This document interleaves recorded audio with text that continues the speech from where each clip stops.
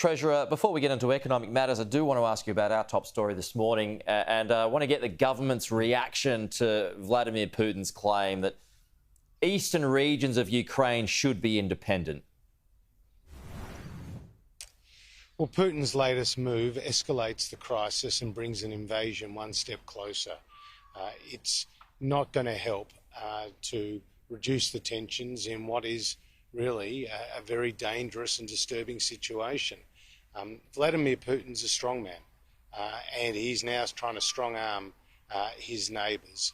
And Ukraine hasn't provoked this, but Russia has been the aggressive actor. And we've called it out here from Australia, but of course there are many other countries who are much closer to the action in Europe, and indeed the United States, with a vested interest in seeing that that stability is achieved.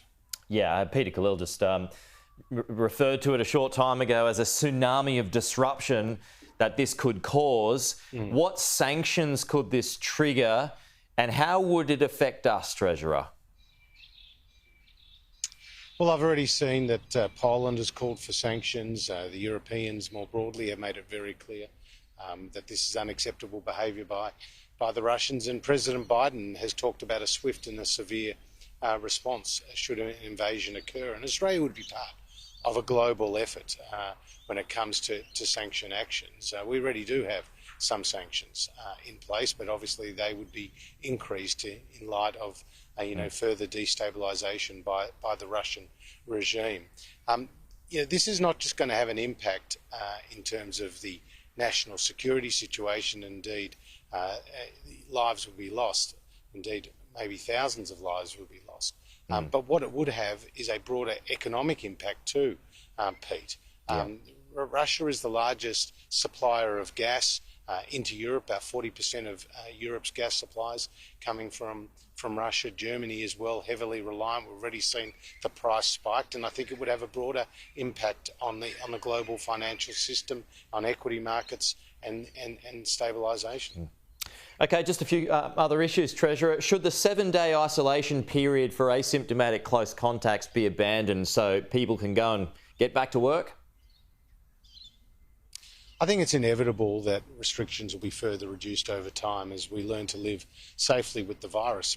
We have made real gains of late when we've reduced those relevant isolation requirements for various cohorts of people, and that has helped alleviate some of the pressures we've seen in the workforce, particularly over the January period when we saw high levels of absenteeism due to Omicron cases. Now the case numbers have come down, hospitalisation and ICU numbers have come down, and people are getting about their daily lives. And I think it's really important that people get back to work in the CBDs too. Hundreds of thousands of people are employed by the CBDs across the country and in related industries.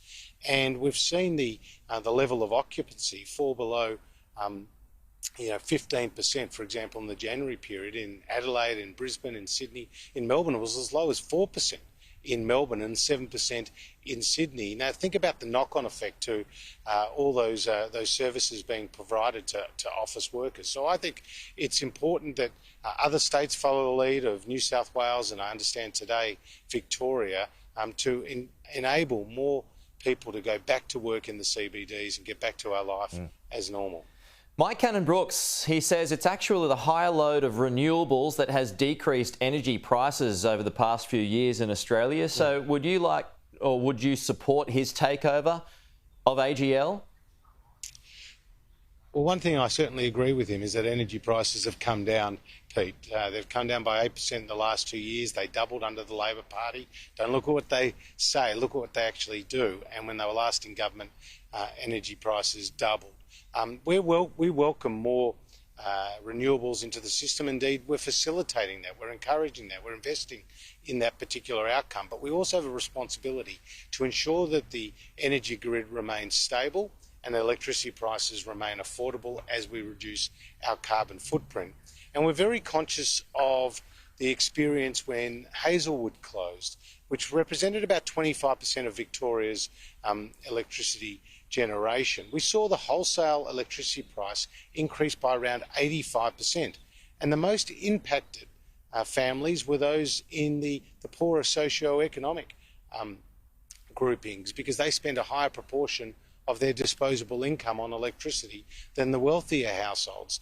And that also saw Victoria go from being a net energy exporter to actually being a net energy importer at times of peak demand. So we've got to smooth out the supply, and the wind doesn't always blow and the sun doesn't always shine. So you do need dispatchable power, and that's where gas plays a key role today and increasingly into the future. So we want to get that balance right. But as for the bid from Mike Cannon-Brookes and Brookfield, that will be looked at by the board. So far the board hasn't accepted it. So obviously it needs to get shareholder approval, then it needs to get regulatory approval. I think it's got a long way to go.